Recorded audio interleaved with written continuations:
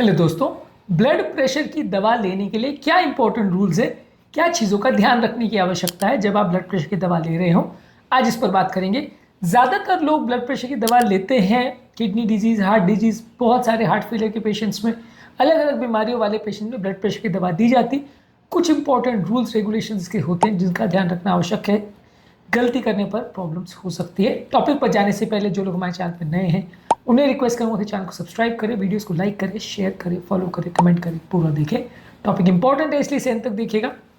चलिए शुरू करते हैं इंपॉर्टेंट वीडियो। सबसे पहला ज़रूरी है कि मेडिसिन को दिन भर में सेम टाइम पर ही लेने का प्रयास करिए। बॉडी के नॉर्मल ब्लड प्रेशर कर्व का एक पैटर्न होता है, एक पर्टिकुलर टाइम पे बढ़ता है, एक पर्टिकुलर टाइम पे कम होता है।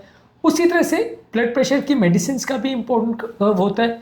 जब आप लेते हो तो ब्लड प्रेशर की दवाइयाँ मैक्सिमम लेने के 1-2 घंटे में असर करती है और 16 से 24 घंटे में धीरे धीरे करके उसका इफेक्ट चला जाता है। कोई दवा का जल्दी जाता है, कोई का लेट जाता है। अलग अलग टाइम पर सेम दवा को लेने से अलग अलग डेज पे, अलग अलग टाइम पे आपका ब्लड प्रेशर में सिग्निफिकेंट वेरिएशन देखने को मिल सकता है। अगर बीपी ज़्यादा है उस टाइम पे दवा का मैक्सिमम असर है तो बीपी अच्छा कंट्रोल होगा। अब मान लीजिए जिस समय आपका बॉडी का खुद का ब्लड प्रेशर कम है उस समय दवा का मैक्सिमम असर है तो बीपी ज़्यादा कम हो जाएगा। बीपी ज़्यादा है, दवा का असर कम है तो बीपी बढ़ जाएगा। तो आपका बॉडी का कंट्रोल तब बेस्ट होगा जब आपकी दवा का कर्व और बॉडी के ब्लड प्रेशर वेरिएशन का कर्व मैच हो। अगर ये मैच नहीं होता है, उल्टा पड़ जाता है, तो उल्टा कभी बीपी बहुत बढ़ जाएगा, कभी बहुत कम हो जाएगा, आपको बहुत वेरिएशन देखने को मिलेंगे। इसलिए कोशिश करिए कि जो डॉक्टर ने आपके लिए दवा का डोजिंग पैटर्न सेट किया है कि इस टाइम पे लेने से फ़ायदा है, इस टाइम पे लेने से इतने बजे लेना चाहिए, उसी को प्रॉपरली फॉलो करें तो ज़्यादा अच्छा है, आपको ज़्यादा अच्छे रिजल्ट्स मिलेंगे। हर एक दवा का डोज पैटर्न समझना थोड़ा मुश्किल है और हमारे लिए खुद को एडजस्ट करना मुश्किल है, इसलिए डॉक्टर पर इस पर हमको रिलाई करना पड़ता है।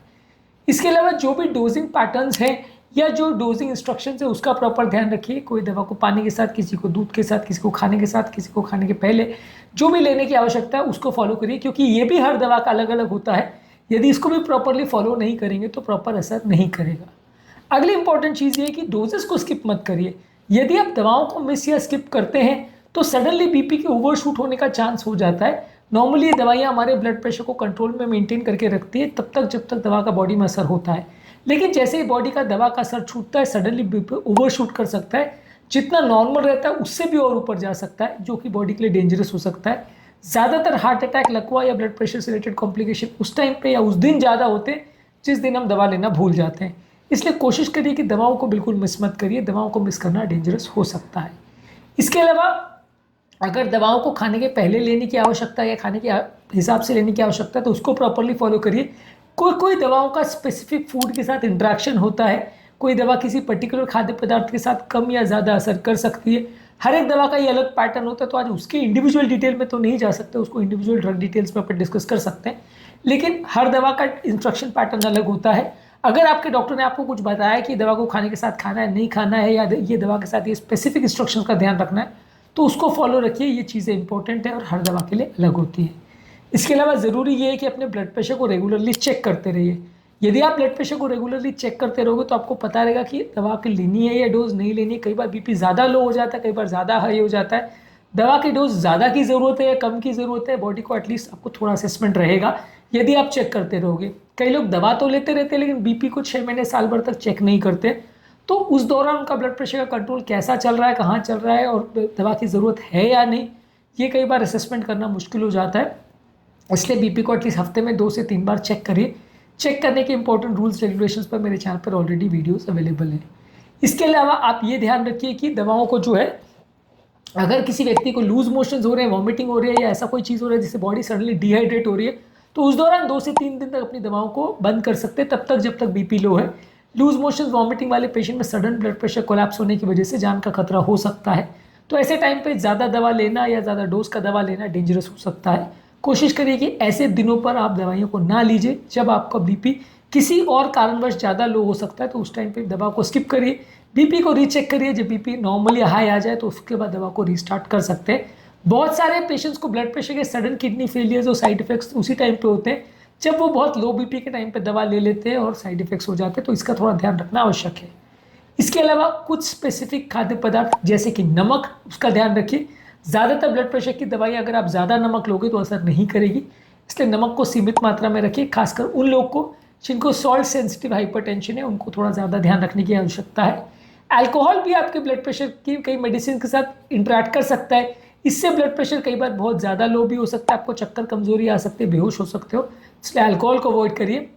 इसके अलावा ग्रेप फ्रूट या उसका जूस जो है वो लिवर के एंजाइम्स को इंड्यूस करता है, चकोतरा इसको बोलते हैं, इसको भी अवॉइड करिए। इसके जूस से भी खासकर कैल्शियम चैनल ब्लॉकर जैसे निफेडिपिन, एम्लोडिपिन, निट्रेंडिपिन, सिलिडिपिन, ये जो दवाएं हैं उसका इफेक्ट ज़्यादा बढ़ सकता है, बीपी ज़्यादा कम हो सकता है, इसलिए इस दवा को थोड़ा सा ग्रेप फ्रूट जूस के साथ नहीं लेना चाहिए। हर दवा के बारे में प्रॉपर जानकारी होना जरूरी है, उसके पोटेंशियल इफेक्ट्स और साइड इफेक्ट्स के बारे में पता होना चाहिए। कई बार साइड इफेक्ट्स जो है वो किसी और सिस्टम में हो सकते हैं। अब एम्लोडिपिन दवा से पाँव में सूजन होती है और आप पाँव के सूजन के लिए अगर ऑर्थोपेडिशियन के पास जाओगे या फिजिशियन के पास जाओगे या किसी ऐसे डॉक्टर के पास जाओगे तो कई बार प्रॉपर ट्रीटमेंट नहीं होगा, पाँव की जांच कराओगे तो कुछ नहीं मिलेगा। अब वो दवा की वजह से हो रहा है, तो दवाओं के इंपॉर्टेंट साइड इफेक्ट के बारे में आपको जानना जरूरी है। एसी इनहिबिटर से सूखी खांसी होती है, आपको ये नहीं पता और आप कॉफ सिरप लेते रहोगे तो फायदा नहीं होगा। आपको या आपके डॉक्टर को दोनों को पता होना जरूरी है, जिसके पास भी आप जा रहे हो, कि ये दवा से साइड इफेक्ट हो सकता है, तभी वो उसको बंद कर पाएंगे। तो आपको आपकी दवाओं के बारे में एटलीस्ट पता होना चाहिए, और एटलीस्ट जब आप फॉलोअप भी कर रहे हो जो उसमें स्पेशलाइजेशन रखता हो, जिसको उसकी दवाओं के बारे में इफेक्ट साइड इफेक्ट्स के बारे में अच्छी जानकारी हो। कई बार क्या है, लोग लोकल प्रैक्टिशनर्स या क्वैक्स के पास चले जाते हैं, उनको जानकारी कई बार नहीं होती है और पेशेंट की दवाइयों में कई बार गड़बड़ हो जाती है। जो भी डॉक्टर के पास आप रेगुलर फॉलोअप कर रहे हो, कोशिश करिए कि ऐसा डॉक्टर हो जिसने वो दवा खुद लिखी हो और उसको दवा के बारे में प्रॉपरली अच्छी जानकारी हो। इसके अलावा थोड़ा पानी ज़्यादा मात्रा में पीजिए, कई बार डिहाइड्रेशन होने की वजह से आपकी ब्लड प्रेशर की मेडिसिन में साइड इफेक्ट्स हो सकते हैं, इसलिए पानी ज़्यादा मात्रा में पीजिए। इसके अलावा कोई भी ओवर द काउंटर ऐसी मेडिसिन का प्रयोग नहीं करिए जो आपकी ब्लड प्रेशर के इफेक्ट्स को चेंज कर सकता है या उसमें इंटरफियर कर सकता है। तो ओवर द काउंटर अवेलेबल कोई भी नेचुरल या हर्बल मेडिसिन बिना अपने डॉक्टर से डिस्कस किए मत लीजिए।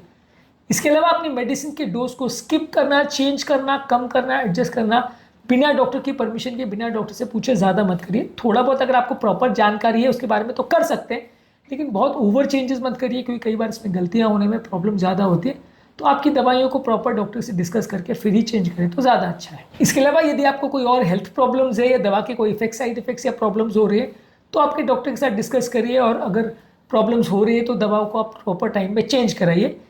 रेगुलरली वैसे भी आप हेल्थ चेकअप्स करते रहिए। कई बार क्या होता है, दवा लोग 5-5 साल तक लेते रहते हैं, डॉक्टर के पास नहीं जाते। एटलीस्ट 3 से 6 महीने में एक फिजिशियन या डॉक्टर के साथ फॉलोअप करना ज़रूरी है। इससे थोड़ा बहुत पता चलेगा कि बीमारी सही चल रही है कि नहीं, दवा जो ले रहे हो डोज वो सही पड़ रहा है कि नहीं, कोई इफेक्ट साइड इफेक्ट्स तो नहीं हो रहे, दवा को चेंज करने की आवश्यकता है या नहीं। ये सारी चीज़ें प्रॉपर आपको तभी पता चलेगी जब आप एटलीस्ट 3-4 महीने में एक बार फॉलोअप करते रहोगे। मैं नॉर्मली हर 3 महीने में पेशेंट्स को फॉलोअप के लिए बुलाता हूँ, एटलीस्ट 6 महीने में एक बार भी आप जाओ तो भी चलेगा। इस मामले में लापरवाही मत करिए, क्योंकि लॉन्ग टर्म्स आपको ही प्रॉब्लम होगी। इसके अलावा हर दवाइयों के स्टोरेज इंस्ट्रक्शंस पर भी ध्यान दीजिए। कई बार कोई दवाइयों को आप ज़्यादा गीले एरिया में रख देते हो, ज़्यादा धूप में रख देते हो या ज़्यादा गर्मी ठंडी में रख देते हो तो दवा बेअसर हो जाती है। तो इसका भी ध्यान रखने की आवश्यकता है कि दवाओं का प्रॉपर स्टोरेज हो और इसमें कोई लापरवाही नहीं हो, नहीं तो दवा आप टैबलेट लेते रहोगे, असर कुछ नहीं होगा। तो इसके बारे में प्रॉपर जानकारी होना और प्रॉपर वे में उसको मैनेज करना आवश्यक है। आज के टॉपिक में हमने बात करी कि बीपी की मेडिसिन लेने के संबंधित इंपॉर्टेंट रूल्स और रेगुलेशंस क्या है, कौन कौन सी इंपॉर्टेंट चीज़ों पर ध्यान रखने की आवश्यकता है। उम्मीद करूँगा कि आज के टॉपिक में कुछ नई बातें जानने को मिली होगी। जो लोग हमारे चैनल पर नए हैं उन्हें रिक्वेस्ट करूँगा कि चैनल को सब्सक्राइब करें, वीडियोज़ को लाइक करें, शेयर करें, फॉलो करें, कमेंट करें, पूरा